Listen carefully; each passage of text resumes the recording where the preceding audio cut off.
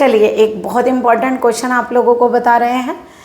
Question है आप लोगों का इनिशियल वैल्यू प्रॉब्लम है x² y -4xy plus 6y equal to 0 जहाँ x ग्रेटर देन 0 है। हमें कंडीशन दी y2 0 है और y' 4 है। हमें y4 की वैल्यू पूछी अगर y एक्सिस का सॉल्यूशन है तो आप ध्यान रखिएगा। वैसे तो देखिए होमोजीनियस है, आप x को e की पावर z पुट करेंगे, d-1 लिखेंगे, यहाँ d लिखेंगे, तब जाके पूरे क्वेश्चन को आप सॉल्व करके लाएंगे। आप डायरेक्ट याद रखिए अगर आप लोगों की इक्वेशन इस टाइप की है जिसे हम कोची-यूलर्स इक्वेशन बोलते हैं, क्योंकि हम x को e की पावर z पुट करते हैं तो जो एक्सिलरी बनकर आती है वो ये होती है। तो सबसे पहले आप क्या करिए, आपकी इक्वेशन ये है और ये इक्वेशन नंबर 2, दोनों को कंपेयर करिए जरा। तो देखिए a की वैल्यू 1 हो गई, ये आपकी p की वैल्यू होगी -4, q की वैल्यू 6, उसको उठाकर इक्वेशन नंबर 3 में रख दीजिए। ठीक है, हमारी इक्वेशन ये आ गई, यहाँ पर हमने वैल्यू रख दी।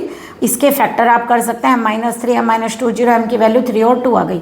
तो बताइए CF क्या होगा, रियल आता तो e एक्सपोनेंशियल पर लिखते हैं e की पावर 3z, C2 e की पावर 2z, बट x माने आप लोग क्या मान कर आए हैं, e की पावर z। जब x माने e की पावर z है तो ये बन गया x³ और ये x², पर्टिकुलर 0 होगा क्योंकि राइट साइड नहीं है।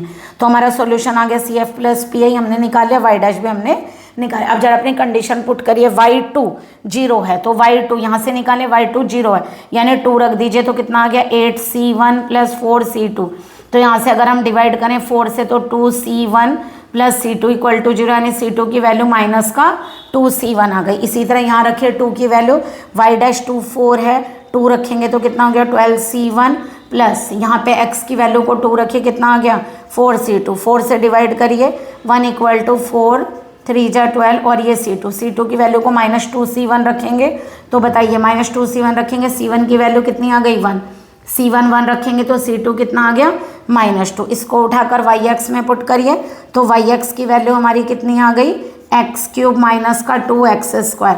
तो बताइए हमें y4 फाइंड करना है, कितना हो गया 4³ - 2 × 4², 64, यहाँ से 32 आंसर आ गया 32।